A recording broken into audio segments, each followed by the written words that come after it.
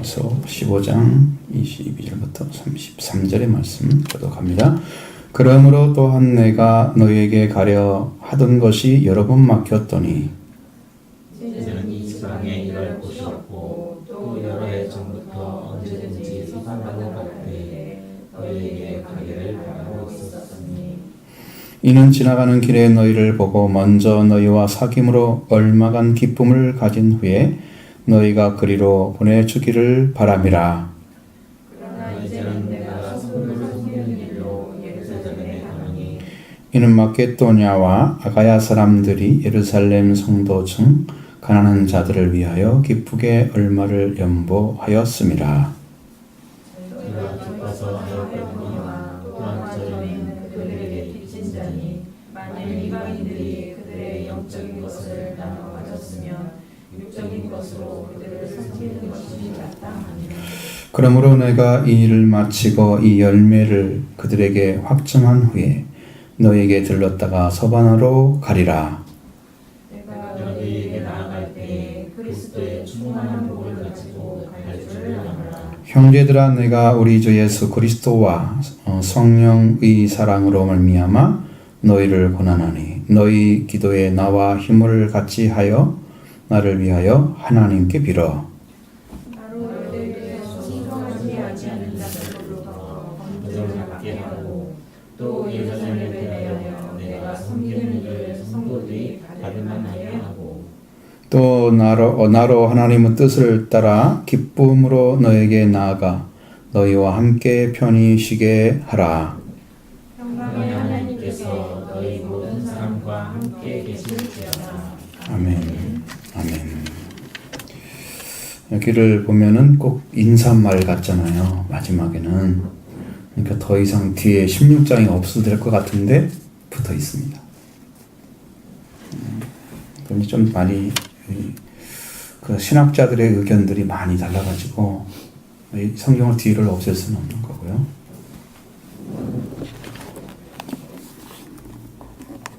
시대가 얼마큼 많이 변했냐 그러면 성주 프란시스코 그 교황께서 지금 성경 말고 다른 성경을 만들어야겠다고 그러는데 완전히 이단으로 가겠다는 얘기 같은 느낌이 드는 그것이 공경하는 비밀입니다. 그러니까 이제 기독교 표상을 안 하겠다는 거죠. 그럼 어디서 문제가 생겼을까라고 생각을 해보면 교회론의 문제입니다. 교회론. 여러분도 잘 보셔야 돼요. 여러분의 권위가 성경의 권위가 교회보다 더 높아야 됩니까? 아니면 교회가 성경을 결정하고 정경으로 했기 때문에 교회가 더 높아야 됩니까?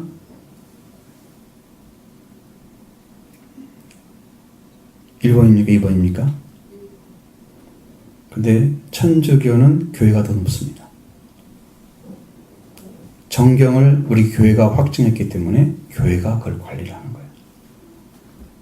교회론이 그래서 우리는 교회는 그리스도 터 위에 세워졌다라고 이렇게 성경의 가르침을 따라가지만 그들은 자기의 전통, 베드로가 자기 일대 교황이잖아요. 그래서 이런 문제들이 심각하게 지금 대두되고 있고 교회가 확정하면 되는 거니까 이 교회 이것이 성경이 아니다 싶으면 다른 걸 만들겠다는 거죠. 왜? 교회가 더 높은 권위가 있기 때문에 성경을 우리가 마음대로 할 수 있다는 거죠. 이렇게 되어 있습니다.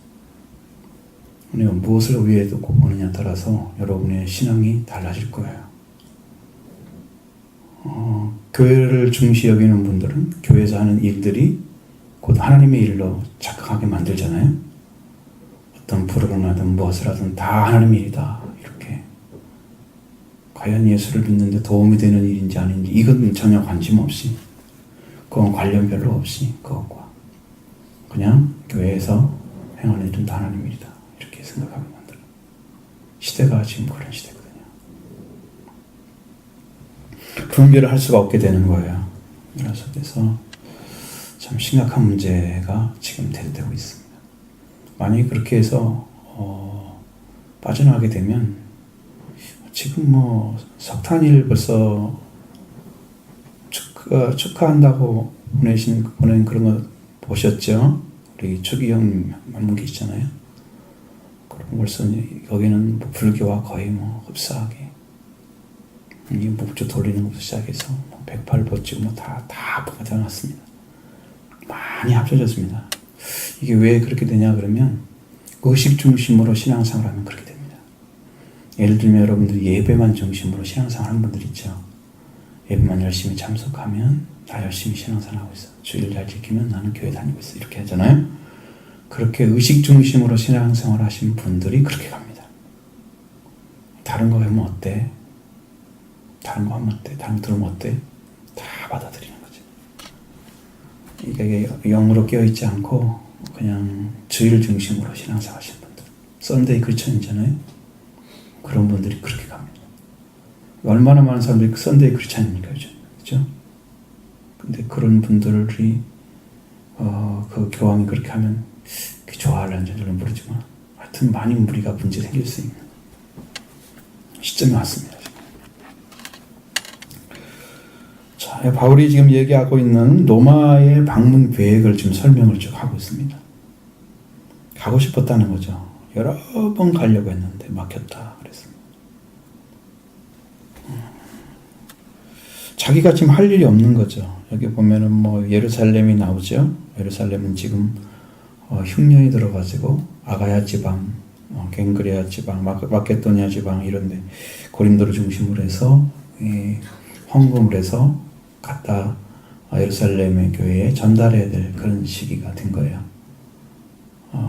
그런 찰나에 있고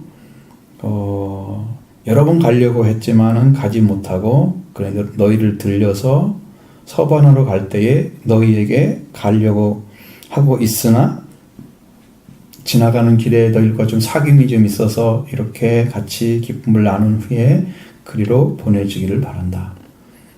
그러니까 바울이 지금 말년의 어떤 모습을 보여주고 있죠. 마지막 자기 있는 힘을 다해서 이 땅끝까지 가야 되는데요. 그 당시에 땅끝은 서바나였습니다. 서바나.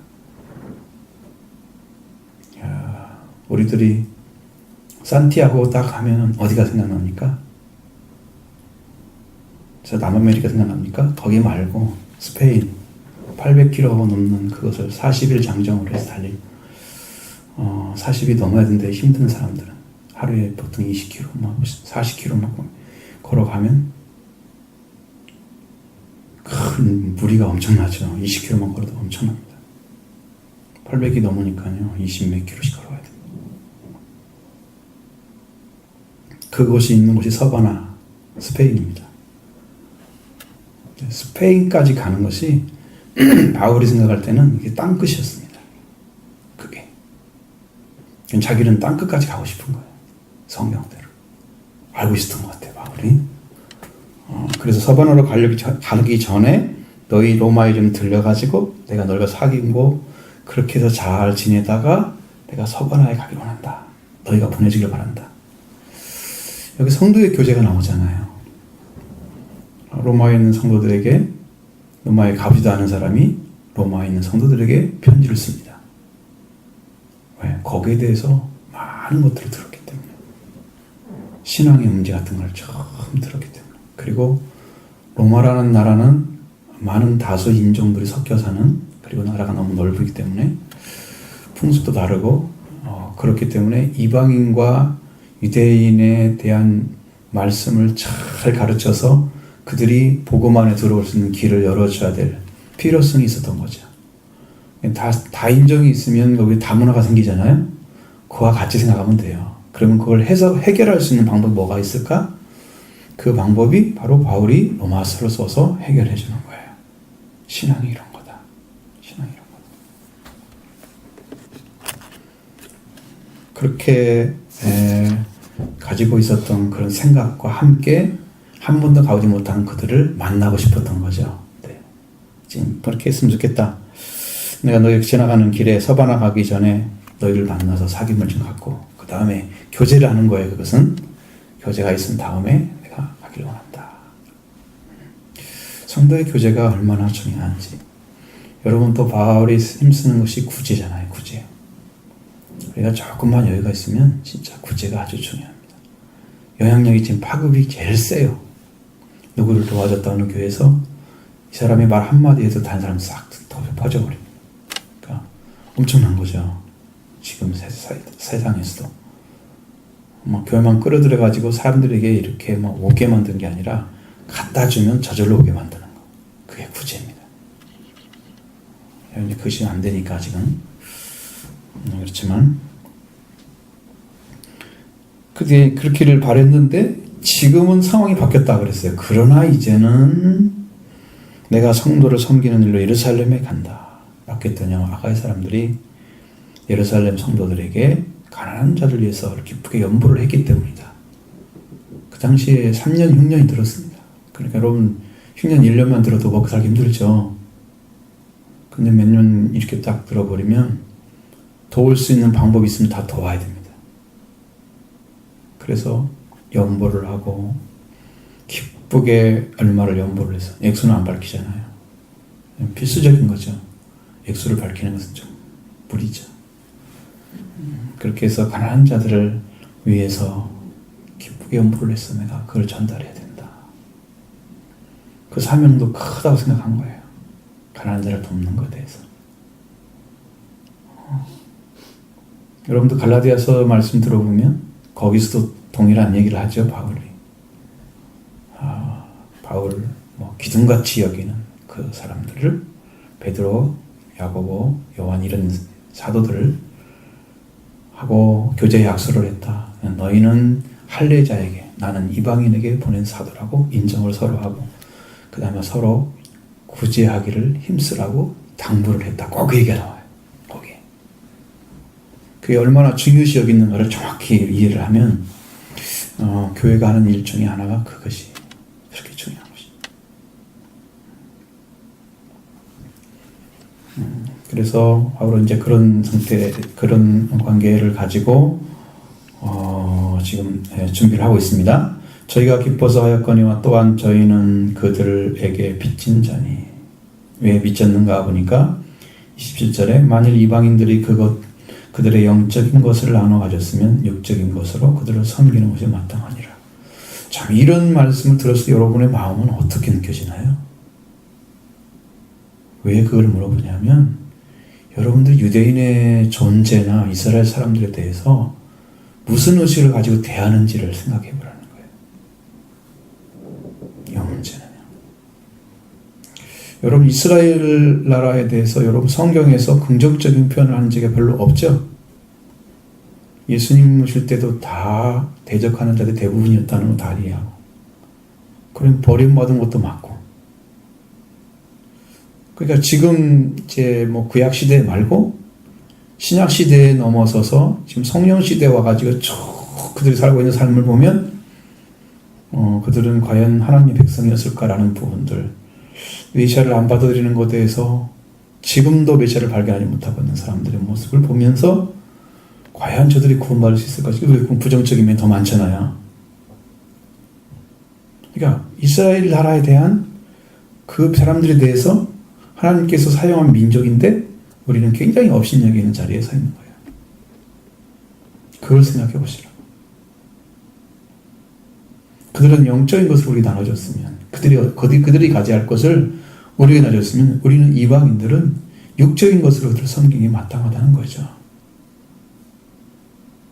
그런 의미를 가지고 있어요. 나누는 것 같은 느낌이죠. 근데 우리의 의식세계 속에 이게 안 들어있어요. 이스라엘 사람에 대한 존중하는 마음이 전혀 없어요. 그들이 비록 하나님 말씀대로 100번 살아주지 못했죠. 우리 성도들도 다 살아줄 수 있나요? 역시 그들을 보면서 나를 보는 거죠. 그러고 보면 그들과 같은 위치에서 같이 보면서 그 민족이 하나님께 쓰임받고 메시아를 보내는 민족으로 이 땅에 복음을 선포해야 될 그런 민족으로 그렇게 세우셨는데 물론 그 사명을 다 이루지 못했어요.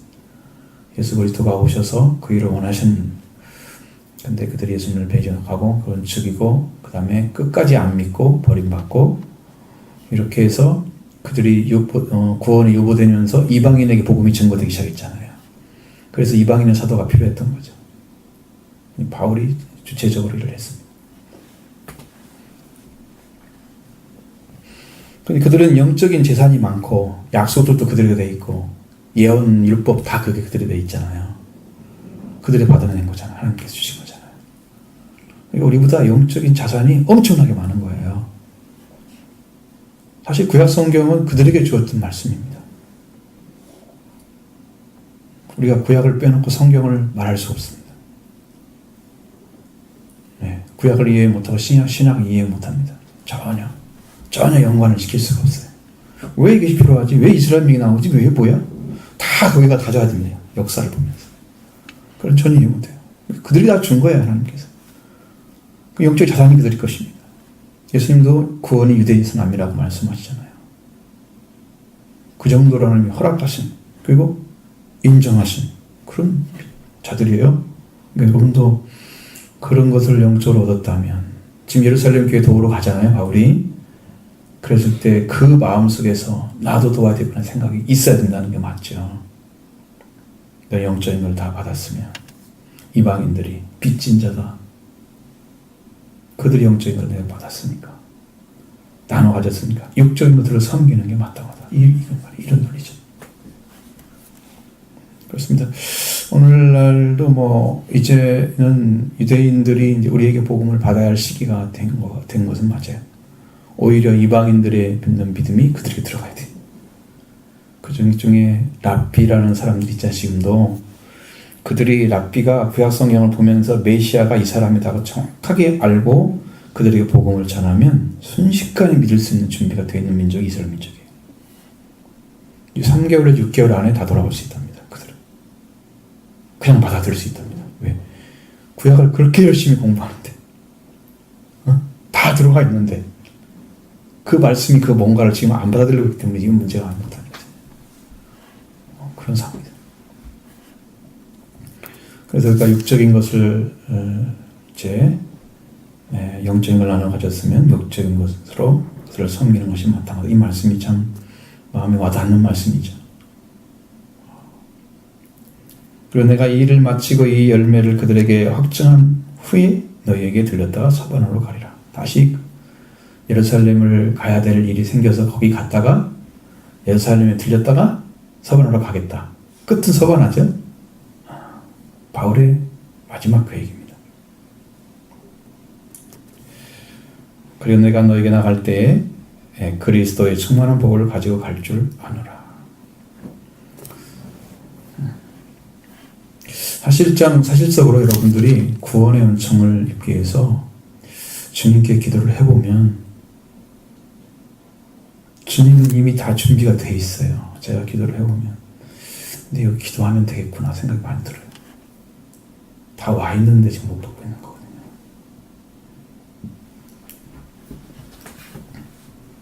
충만한 복이, 지금 그리스도의 충만한 복이 우리 와 있어요. 교회 안에. 이걸 받는 것은 여러분이 가지고 있는 열정보다 훨씬 더 강력한 열정이 필요합니다. 왜냐하면 왜 구해야 되는지 아는 사람들은 루브란 바를 가리고 구하게 되는 거죠. 그렇지 않으면 육적인 핑계입니다. 내가 힘드니까, 내가 어쩌니까. 영적인 보다 더 필요한 것이 내 육적인 몸이라는 얘기죠. 그 정도의 우리의 마음을 가지고는 그의 구원이 그렇게 쉽게 내려오지 않죠. 예수님이 걸어가신 것은 푸른 가지도 이렇게 하는데 마른 가지는 어찌랴 이 말씀하신 것처럼 우리가 구원을 받지 못해서 마른 가지라면 여러분 어떻게 해야 되겠어요? 생명 없게 해서 정말 물불 안 가리고 구해야 되는 거죠. 그리스도의 복이 지금 와 있습니다. 천만하게. 이걸 손을 딱 댈 만한 곳에 와 있어요. 제 느낌을 영적으로 기도해 보면 여러분의 손을 내밀어서 딱 받으면 돼요. 그래서 이게 지금 뭐가 같냐면 지금 우리가 회개하라 천국이 가까웠다 이 말씀을 딱 듣잖아요. 그러면 그 천국이 가까이 왔다고 하는 의미가 손 닿을 정도에 와 있다 그런 뜻이거든요. 천국이. 그럼 뭐가 필요하냐면 회개가 필요한 거예요. 그럼 회개하는 열정만 찾으면 이게 들어갈 수 있는 길이 딱 와 있는 거예요. 근데 이것을 못하고 있는 거예요. 흐느적흐느적 하지 마시고 강한 힘을 가지고 여러분 드라이브를 걸으셔야 돼요. 한번 내가 찾아보자.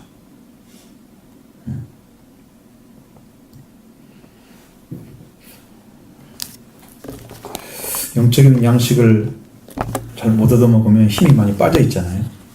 여러분도 밥을 좀 못 먹으면 몸이 많이 힘들죠. 지금 영적인 양식이, 우리가 이 부활절을 거쳐오면서 부활에 대해서 말씀을 많이 전했는데 여러분들이 그 흡수를 너무 못했어요. 그러니까 지금 무기력해지는 거예요. 영적으로. 하나님께서 새로운 복음의 세계를 다시 한번 열으라고 말씀하시고, 제가 어저께 기도하면서 하나님 어떻게 해야 됩니까? 앞으로 이렇게 그래서 그런 확신을 가지고 여러분에 나가면 또 하나님이 새로운 역사를 이루어갈 거다. 왜냐하면 여러분이 아는 것 같고 믿어진 것 같고 그런데 잘 확신이 없는 연약한 상태에 있는 것들을 다시 회복시켜 놓으면 여러분들이 그 이상을 얻을 수가 있기 때문이죠. 이제 다시 한번 회복하면 여러분들은 힘이 생길 거예요. 기도하는 힘도 생길 거예요. 기도하는 힘만 생겨도 참 아주 당당하게 나올 수 있습니다. 그렇죠? 그렇게 됩니다. 자, 형제들아, 내가 우리 주 예수 그리스도로와 성령의 사랑으로 말미암아 너희를 권하노니 너희 기도에 나와 힘을 같이하여 나를 위하여 하나님께 빌어 나로 유대에게 순종하지 아니하는 자들로부터 건짐을 받게 하고. 이건 이방인들이죠. 유대에게 순종하지 않은 자들은.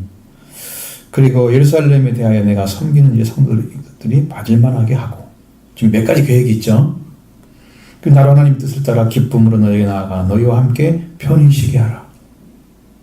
자, 기도하라는 얘기인데, 이것은 그리스도의 사랑, 우리 주 예수 그리스도의 사랑과 사랑의 성령의 우리 주 예수 그리스도와 성령의 사랑으로, 그것으로 인해서 여러분 그리스도가 함께 하시는 그곳에 구원이 있습니다. 구원이 와 있는 거죠.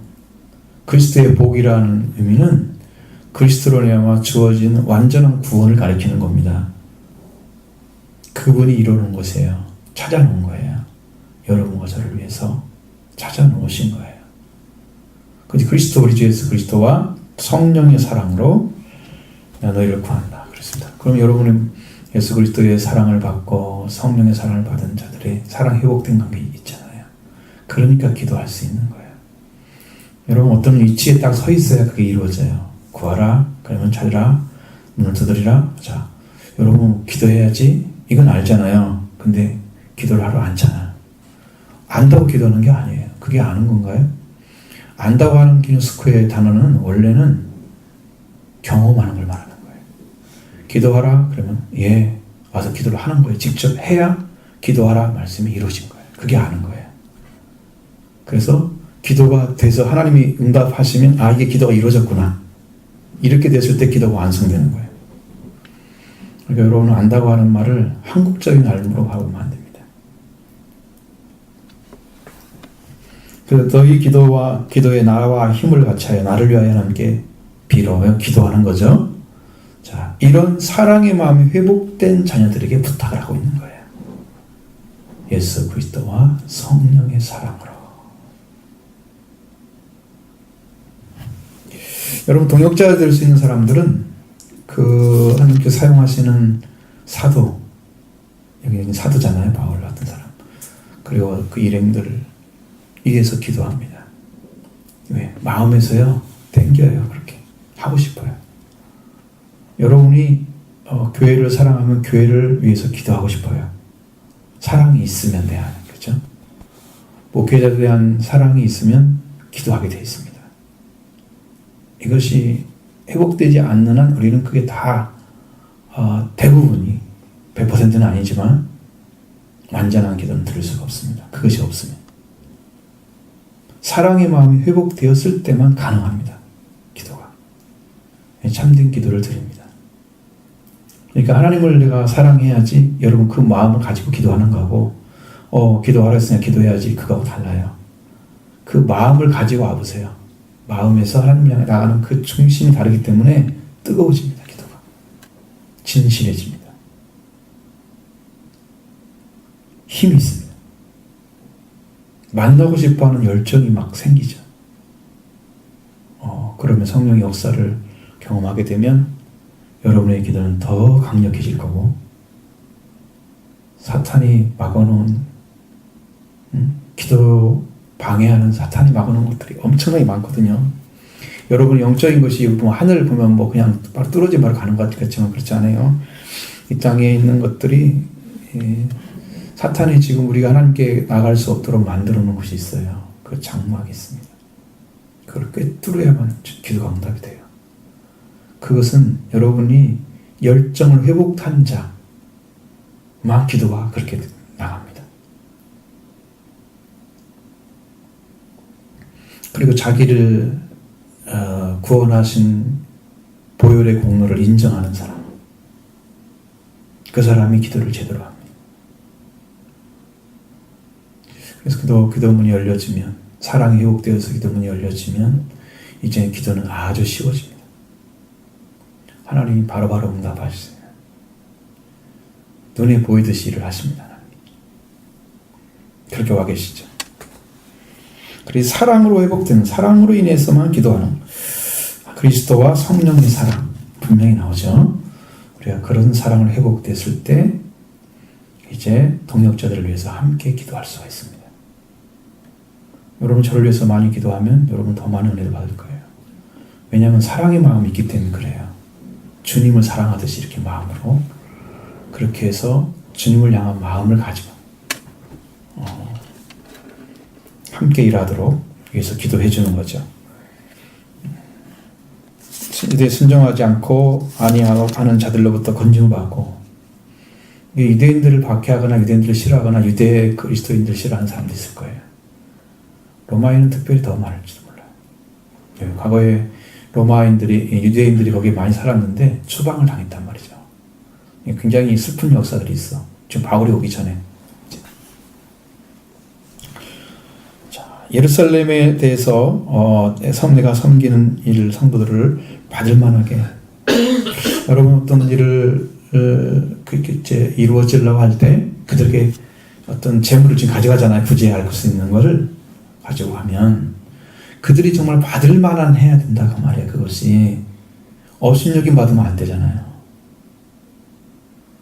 근데 받는 사람이 이것밖에 안 줘 이렇게 할 수는 없는 거지. 근데 받는 사람이 그래도 흡족한 느낌이 있어야 될 거 아니에요.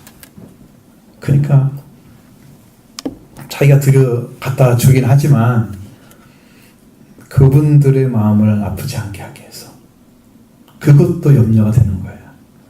여러분 받는 사람만 문제가 아니고 주는 사람도 문제가 돼요. 나를 뭘로 보고 막 속으로 나중에 그렇게 하면 어떡해. 뒤로 뒤돌아다가지고 그건 곤란하지. 관계 깨뜨리잖아요. 하나님의 뜻을 따라 기쁨으로 너에게 나아가서 너희가 편히쉬기를 바란다. 자, 이것은 이제 로마인 성도들과 함께 교제의 관계 안에 있기를 구하는 거죠. 이런 문제들을 위해서 기도해달라고 이야기하는 거죠. 그리고 이제 인사말로 끝나는 겁니다. 인간 하나님께서 너희와 모든 사람과 함께 계실지어다. 아멘. 이렇게 했으면 16장이 필요가 없는데요. 인사를 다 했기 때문에. 이렇게 해서 바울이 로마에 갈 계획을 잘 세워서 그것도 이제 예루살렘 교회를 더듬어 간 다음에 구제를 전해주고 로마에 들린 다음에 그 다음에 서반으로 가려니까 로마에 있는 성도들에게 그런 설명을 하고 있는 거예요. 우리의 사랑은 정말 우리의 마음에서 나오는 아낌없는 사랑이 필요합니다. 형식적인 거 이거 별로 중요하지 않습니다. 진심이 안 담긴 형식적인 거 이거 중요하지 않습니다. 마음이 없는 거 이거 안 중요합니다. 작은 거라도 나누고 싶은 마음이 있다 그러면 같이 할 수 있죠? 그거 안 하면 마음이 잘라지는 거죠.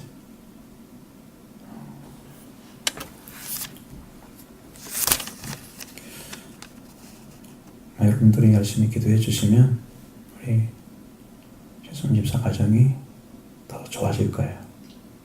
반드시 좋아질 거예요. 그런 마음이 들어요. 그런 마음이 듭니다. 열정을 회복하기만 하면 되는 어떤 부분들이 있어요. 그분들. 그것이 너무 이론적인 부분이 많아서 그렇지 영적 들어오면 다 해결됩니다. 그래서 우리가 함께 힘을 모아서 우리를 위해서 기도하고 또 여러분도 같이 위해서 기도해 주시길 바랍니다.